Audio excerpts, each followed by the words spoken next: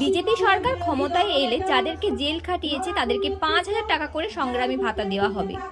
আর যে আইওরা ভুল রিপোর্ট দিয়েছিলেন তাদের নাম লিখে রাখলাম, সতর্ক করে দিলাম, নন্দীগ্রামে বললেন শুভেন্দু অধিকারী।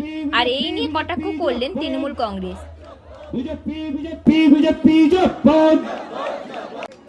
আর এখানকার নতুন আইসি শুনছেন নাকি? রাস্তায় আছেন না নইলে আপনার কোন লোক আছে? আপনি খুব বাড়ছেন, আপনার এই বাড়াবাড়িটা বন্ধ করুন। গোপাল পাঠকের কি হয়েছে জানেন তো? ভূপতিনগরের রশি। এরপরে আপনার পালা, আপনার পালা। আমাদের আজকে যে জামিন পেয়েছে কোথায়? সট্টুকুল সুমন কই? সুমন, সুমন কোথায়?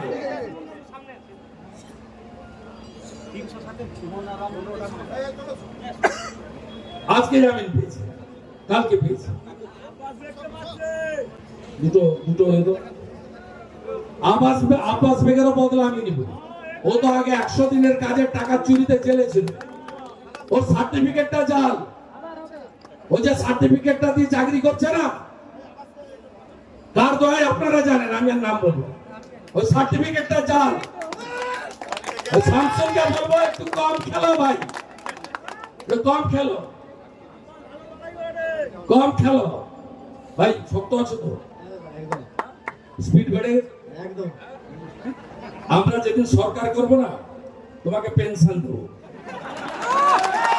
যতজনকে জেল খাটিয়েছে বিজেপি সরকার যেদিন রাজ্যে আসবে, সবকে সংগ্রামী ভাতা দেব। আমরা সংগ্রামী ভাতা দেব, 5,000 টাকা করে ভাতা দেব যতজনকে জেল খাটিয়েছে।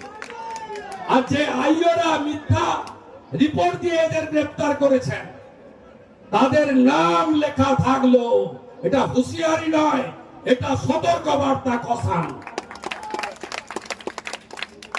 এখানে 300 মামলা করেছে, সব নেতাকে জেল খাটিয়েছে।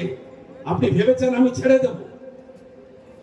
ছেড়ে দেব আমি প্রস্তুত।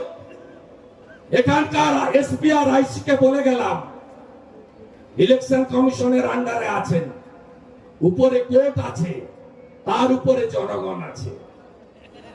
চোখা কি সবু দেখেছি, জনগণ সব দেখছে, এদিক ওদিক করবেন না। সবাই ভালো থাকবেন।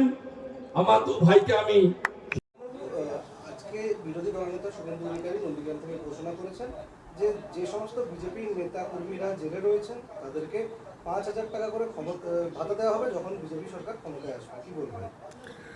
দেখুন, নির্বাচন এলে যারা প্রতিদ্বন্দ্বিতা করেন তারা নানা রকম প্রতিশ্রুতি দেন, বিভিন্নভাবে বিভিন্ন ইশতেহার প্রকাশ করেন।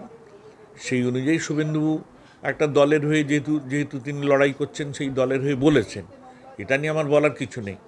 কিন্তু মানুষকে বুঝতে হবে, বিগত দিনে এই দলের যিনি একদম প্রধান মোদিজি অনেক কথাই বলেছিলেন।